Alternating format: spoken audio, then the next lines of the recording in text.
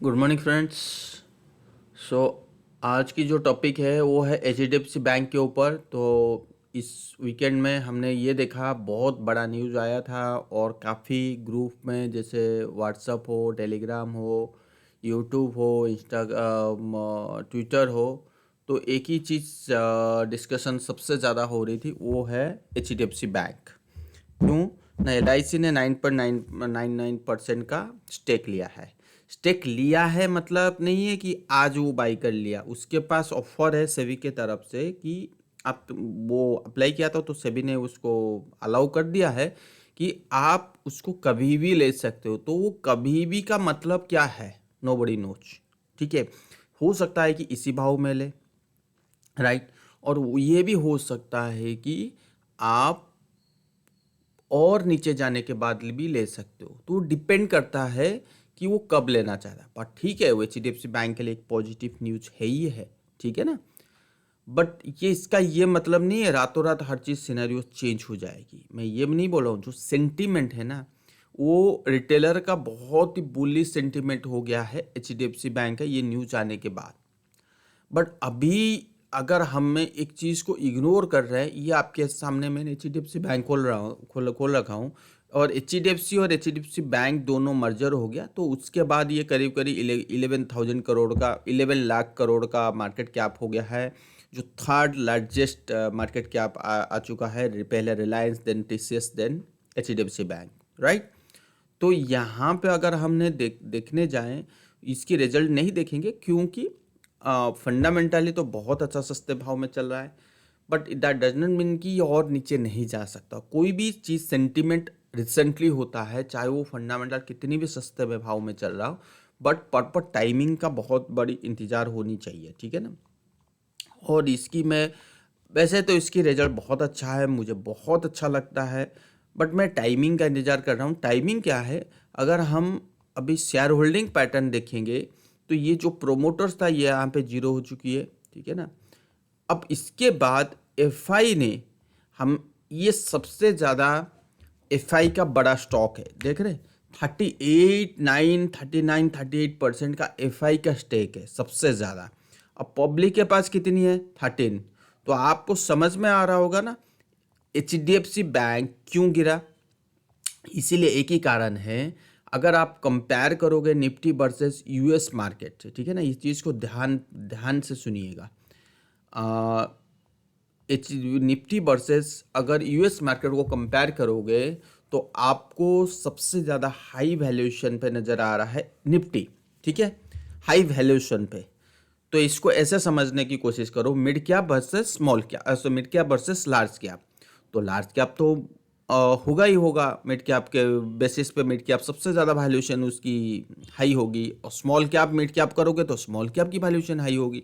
तो वो चलता रहेगा, नंबर वन। नंबर टू, अगर आपकी ट्रेंड देखोगे तो वो अभी क्या है ना, ऑल टाइम हाई के आसपास US market all time high के आसपास ट्रेड हो रही है, और हम उससे काफ़ी ऊपर ट्रेड हो रहा है। और मार्केट यूएस में जब से वो एफआई ने सेल कर रखा है, तो यहाँ पे डीआई का बाइंग, रिटेलर का बाइंग के वजह से मार्केट और ऊपर जा रहा है, ना कि नीचे जा रहा है। अगर कंसोलिडेशन हो रहा है तो बहुत लिमिटेड कंसोलिडेशन हो रही है, उसके बाद ऊपर एफआई को गिराना है। तो एफआई क्या करेगा, गिराने के लिए क्या करेगा, कोई तो ट्रिगर चाहिए ना उसको। तो ट्रिगर था एचडीएफसी बैंक, और से ही टाइमिंग का इंतजार। रिजल्ट बहुत अच्छा आया, सब कुछ आया, और एफआई ने एचडीएफसी बैंक को शॉर्ट किया। तो अगर मैं आपको ये कैश की पैटर्न दिखाऊं तो यहाँ पे देखिए, सितंबर में 52.13% था, और उसके बाद उसने अपनी स्टेक बढ़ाया 52.131%, मतलब 50% का स्टेक है। कोई छोटी चीज़ है ही नहीं है। 52% की स्टेक अगर कोई चीज़ कोई उठा रहा है तो कोई छोटा चीज़ नहीं है, तो कुछ भी कर सकता है। तो एचडीएफसी बैंक अगर गिरा दे तो मार्केट गिर जाएगा, ठीक है ना। तो उनको ये था, और किए भी वही है, उसी फंडे से। और जिस दिन एचडीएफसी बैंक का न्यूज़ आया उसी दिन से आज तक टिल डेट 37,000 करोड़ की सेलिंग आ चुकी है कैश में। बट हम एक चीज़ को इग्नोर कर रहे हैं, वो एचडीएफसी बैंक कैश में नहीं बेच रहे, ठीक है ना, नंबर वन। तो क्या कर रहे हैं, वो कर रहे हैं एफ एंड ओ में अपनी शॉर्ट पोजीशन बना रहे हैं। कैश तो है ही है उनके पास, कैश में कोई नहीं है। फॉर द शॉर्ट टर्म के लिए वो एफ एंड ओ में शॉर्ट करते हैं, जिस वजह से मार्केट को गिराना है और वो मार्केट को गिराना चाहते हैं, ठीक है ना। तो ये था उनका स्ट्रैटेजी नंबर। उसके बाद हम अगर और जाएंगे इसकी डिटेल में, डीआई की रिपोर्ट देखेंगे। डीआई का मतलब यहाँ पे, तो हमने ये देखते हैं यहाँ पे एल आई सी, ये देखिए एल आई सी जो है ना, कहाँ गया, ये देखिए एल आई सी के पास 2.63 था। अब स्लोली स्लोली ये इस चीज़ को बढ़ाना है इस, ठीक है। ये देखो H D F C, Nippon, ये सब आईसीसी गवर्नमेंट। तो हमें एक ही चीज़ देखना है कि एल आई सी जो बढ़ाएगा वो समय लगेगा। ऐसा नहीं है कि रातों रात आज ही सब कुछ खरीद लेगा, ऐसा बिल्कुल नहीं है। और यहाँ पे एल आई सी के पास अगर आप देखोगे, कहाँ गया, ये देखिए एल आई सी के पास कितना है 5%, और उसको क्या कितना करना पड़ेगा 5.1%, उसको कितना 9.99% का और करना पड़ेगा। मतलब 9.99 माइनस 5.19, तो 4.8% का स्टेक और ले सकता है। तो कभी इसका नियम है, कभी भी आप 5% से ज़्यादा अगर बड़ा स्टेक हो जाए तो आपको सेबी को इन्फॉर्म करना पड़ेगा। सेबी से अलाउ लेके, मतलब अथॉरिटी वो लेकर आना पड़ेगा। ये सब कुछ नियम है, ठीक है ना। तो इस वजह से सेबी ने अप्रूवल दे दिया और इनके पास तो है ही है, वो समय देख के इसको स्टेक ले सकते हैं। और एल आई सी ले रहा है, इसका मतलब तो थोड़ी है, पता है आप सबको, वो सालों साल के लिए लेता है। कोई भी चीज़ सस्ते भाव में मिलता है वो ले लेता है, और अच्छी कंपनी हो और वो चीज़ है, ठीक है ना, ये सबको आप सबको पता है। बट इसी के चक्कर में, एल आई सी के चक्कर में H D F C bank बढ़ेगा, आई डोंट थिंक सो। क्यों? क्योंकि एक ही कारण है, क्योंकि आपकी जो टेक्निकल है, टेक्निकल बिगड़ चुका है नंबर वन, ठीक है। 1470 के नीचे चला।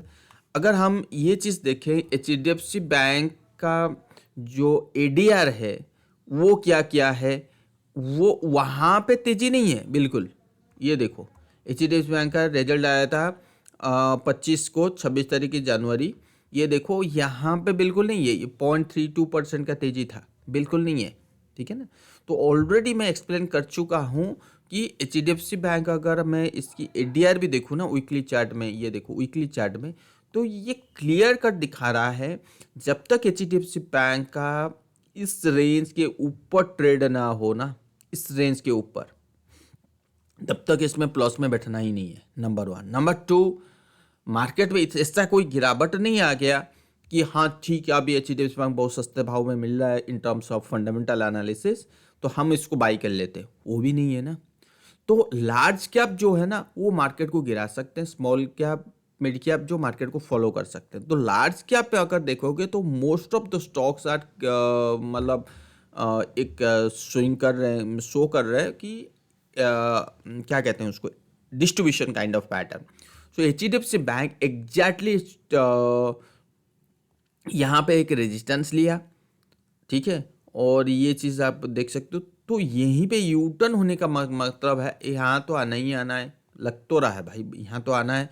और दूसरी चीज़, अगर मैं इसको ऐसे प्लॉट करूँ, ऐसे प्लॉट करूँ, तो आपको, अच्छा एक मिनट में देख लेता हूँ इसकी फिबोनाची रेशियो के बेसिस पे कितना दिखा रहा है। अच्छा ये 2 है, चलिए ठीक है। तो ये प्लॉट करूं तो काफ़ी यहाँ तक आ सकता है। अगर बड़े लेवल बड़े चार्ट में अगर मैं इसको, एक काम करते हैं, इसको देखने की तरीका लगा करते हैं, इसको मिनिमाइज करते हैं, यहाँ पे प्लॉट करते हैं, और ये मंथली के बेसिस पे, मूविंग एवरेज के बेसिस पे देखते हैं कि कहाँ हो सकता है। तो ये ये देख रहे हो आप, ये 100 डे मूविंग एवरेज। तो यहाँ पे प्लॉट हुआ था, तो ये ओवरलैपिंग हुआ था। तो करीब करीब 150 डे मूविंग एवरेज यहाँ पे एग्जैक्टली हो सकता है कि ये आपको सही दिखाए। फिर भी अभी भी इसके ऊपर नीचे आ सकता है यहाँ तक 45। तो मतलब वो चीज़ है। अगर मैं इसको वीकली चार्ट पे देखूँ तो नो डाउट कि ये 200 डे मूविंग एवरेज के नीचे चल रहा है, ठीक है। और यहाँ पे अगर मैं इस चीज़ को मिनिमाइज कर दूँ ना, प्राइस को, ठीक है, प्राइस को मिनिमाइज कर दूँ, कहाँ गया, हाइड कर दूँ, मिनिमाइज कर रहा हूँ, हाइड कर दूँ, तो ये showing U turn kind of pattern, मतलब it's showing some kind of distribution pattern, ठीक है। तो वो चीज़ तो यहाँ पे इस ये बढ़िया है। अगर आप इसकी हम HDFC बैंक हम अपनी चार्ट में देखें तो वहाँ पे क्लियर कट ये दिखाने की को दिखाता है कि कहाँ पे बाइंग कर सकते हैं हम। तो मूविंग एवरेज के बेसिस पे तो मुझे अभी भी लगता है कि मूविंग एवरेज के बेसिस पे 1200 का एरिया आना चाहिए। क्यों आना चाहिए, ऑलरेडी मैं एक्सप्लेन कर चुका हूँ कि क्यों आना चाहिए। यहाँ पे अगर आप देखोगे वीकली चार्ट, ठीक है ना, इसको मैं मिनिमाइज कर रहा हूँ, वीकली चार्ट। सो ट्रिपल टॉप ने ये चीज़ मैंने बहुत पहले भी एक एक्सप्लेन कर दिया था कि ये जो रेजिस्टेंस है कोई मामूली रेजिस्टेंस नहीं है। 1 2 3 4 5 6 टॉप बन चुका है। तो यहाँ पे इस टाइप की टॉप जब भी बनता है और मार्केट एकदम से यू टर्न होती है तो इजीली वो ऊपर नहीं जा सकता, हम इसको इग्नोर नहीं कर सकते। और in another way you can see कि this is double top kind of formation. So ये नेकलाइन है। सो ठीक है, ये नेकलाइन का मतलब ये होता है it should touch at least this area 1300। But यहाँ पे अगर मैं यहाँ पे प्लॉट कर दूँ, ठीक है, और इस चीज़ को ऐसे लगाऊं, एरो मार्क, ठीक है, सॉरी,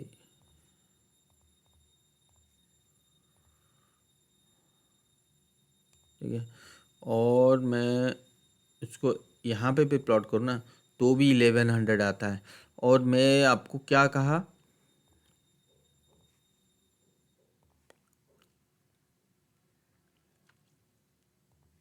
ठीक है, यहाँ पे मैं चलो यहाँ पे लेते हैं तो भी 1100 1150 आता है। तो मैंने आपको क्या कहा था कि यहाँ तक एक तो प्राइमरी जो टारगेट है वो है 1300, देन वी कैन थिंक कि 1150 से 1200 का बीच में आप देख सकते हैं। तो वहाँ पे आने का मतलब ये है कि आपका काफ़ी कुछ गिरावट निफ्टी में हो गया होगा, तो तब हम देख सकते हैं। बट अभी के लिए मुझे नहीं लगता कि हम बाय के साइड में बैठना है। तो वो चीज़ ध्यान पे रखिए। HDFC बैंक है, चाहे दुनिया कितना भी पॉजिटिव हो जाए, मीडिया भी बहुत सारे पॉजिटिव हो गए कि यहाँ पे HDFC बैंक का न्यूज़ आया और यहाँ पे ये भागेगा, ये होगा, वो होगा। आई डोंट थिंक सो, ठीक है ना। तो ये नॉइज से बचिए और इतने जल्दी भी माइंड मत बनाइए। यहाँ पे अभी जो फॉल आया ना वो रिसेंटली हुआ है, तो इतनी इजीली ये न्यूज़ दबने वाला नहीं है। और जानबूझ के ये वो करवाए हैं FI, तो जानबूझ का मतलब पता है आपको क्या हो सकता है, ठीक है ना। तो ये चीज़ है। तो और मैंने स्क्रीनर में भी आपको सबको दिखा दिया हूँ। चलिए, ये था HDFC बैंक के ऊपर मेरा व्यू। और नीचे आने दीजिए, नीचे में ज़रूर बाई कीजिए। और यहाँ से अगर जब 1100 1200 पर बाई करोगे तो मेरा मानना है कि वहाँ से आपको 3 टाइम्स का मतलब ये होता है 3000 का प्रॉफिट आप देख सकते हो, ठीक है। तो ये चीज़ ध्यान पे रखिए। इस चीज़ को 11-12 बाई कीजिए और उसको बेचना है तो 3000 पे बेचिए HDFC बैंक को। और मैं तो ज़रूर बाई करूँगा 11-1200 के आसपास, क्योंकि ऐसा बढ़िया स्टॉक। बहुत लोग ये भी कंप्लेन कर रहे हैं कि HDFC बैंक में उसकी जो वर्किंग एनवायरनमेंट है वो काफ़ी कुछ अच्छा नहीं है in terms of you comparison of ICICI bank. No doubt कि मुझे भी पता है, बट जो राजा है वो राजा है। मार्केट में ऐसे चलता रहेगा, कहीं कि किसको अच्छा लगेगा, किसको अच्छा नहीं लगेगा। अब जब एक चीज़ ध्यान में रखो, एक FI का स्टॉक अगर यहाँ पे 50% के आसपास हो और उनको लग रहा है कि मार्केट बढ़ने वाला है, तो सिंपल सी बात है वो अपने स्टॉक को ही बाई करेंगे, वो है HDFC बैंक। वो किसी को बाई नहीं करेंगे। अगर मैं आईसीआईसी बैंक की बात करूं तो आईसीआईसी बैंक में आप देख लो रेशियो वाइज कहाँ गया, share holding pattern wise FI का भी 43%। तो पहला अगर किससे सबसे ज़्यादा है वो है H D F C bank है। तो H D F C bank ऐसे दोनों को तो बाई करेंगे ही करेंगे, बट मेरा मानना है H D F C bank और तेज होगी, क्योंकि बहुत अच्छे सस्ता, बहुत ऐसा टाइम आया था कि इन्फोसिस और टीसीएस को कंपेयर जब हुआ था तो टीसीएस इतना सस्ता था, इतना सस्ता था, हर एंगल से सस्ता लग रहा था। इन्फोसिस तो मार्केट कैप के बेसिस पे नंबर 1 था ही था उस टाइम पे। तो मुझे लगा था कि टीसीएस इन्फोसिस को क्रॉस कर लेगा, और आज के दिन वो ऐसे ही हुआ है। और जब जब जब मार्केट में कोई भी चीज़ के ऊपर आप सबसे दाव लगाते हो तो वो पीछे हो जाता है। जैसे H D F C bank आज के टाइम पे बहुत जन ऐसे कर रहे हैं कि भाई ये बढ़ेगा नहीं, ये ऐसा हुआ, उसकी वर्किंग एनवायरनमेंट ठीक नहीं है, उनकी वर्किंग जो लोग होते हैं, एम्प्लॉय होते हैं, उनकी बिहेवियर ठीक नहीं है। तो उस वजह से तो ये जो डीमोटिवेटेड और इस टाइप की जो भी आप न्यूज़ सुनते हो तो आप करते हो हाँ यार H D F C buying नहीं करेंगे, आई बाय करेंगे। तो उस वजह से बहुत सस्ता होने लगता है, और जब सस्ता हो जाता है तो वो ही स्टॉक जब समय आता है तो आपको 2 से 3 गुना का प्रॉफिट देके जाता है, और वो तो है ही है लार्ज कैप। और लार्ज कैप में 3 टाइम्स 300% का रिटर्न कोई छोटी चीज़ नहीं होती है, बहुत बड़ी चीज़ होती है। इवन मैं कहता हूँ 50% का रिटर्न तो बहुत बड़ी हो गया, 300% की तो बात ही कुछ अलग है, ठीक है ना। तो इस चीज़ को ध्यान में रखिए, और लेट्स सी। Thank you.